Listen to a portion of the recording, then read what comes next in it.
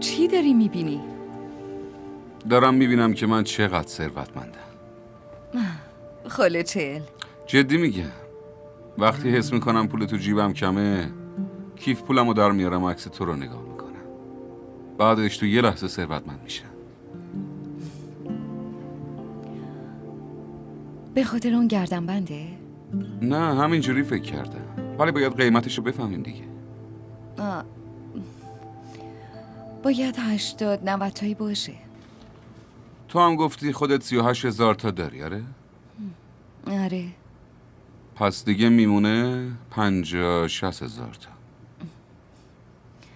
خیلیه نه؟ 2 تا حقوق منه. خب بگو حالا چیکار کنی؟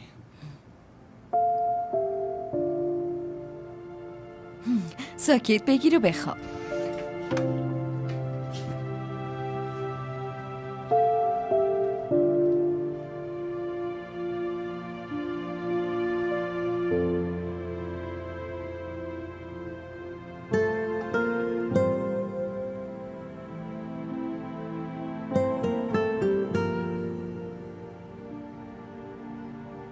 فکر کنم هنوز بیداری ها.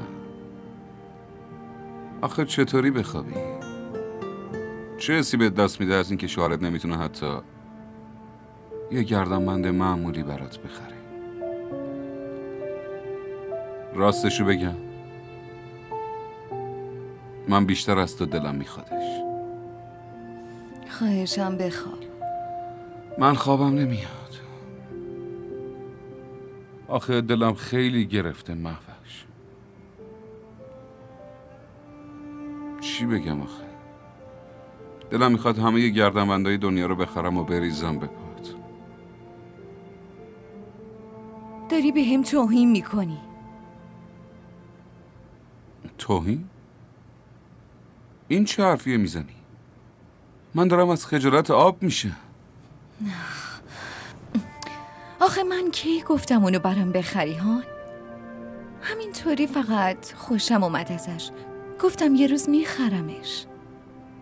اگرم نه که نمیمیرم. بسه بخواب دیگه. صبح باید بری اداره. همیشه دوشنبه ها دیر میکنی.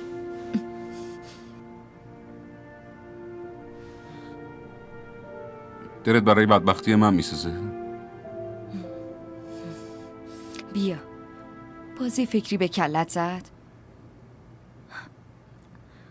اصلا اینطوری نیست عزیز من. تو هر اوضاعی داشته باشی من بازم خوشبختم. دوست دارم. منم دوست دارم. بخواب.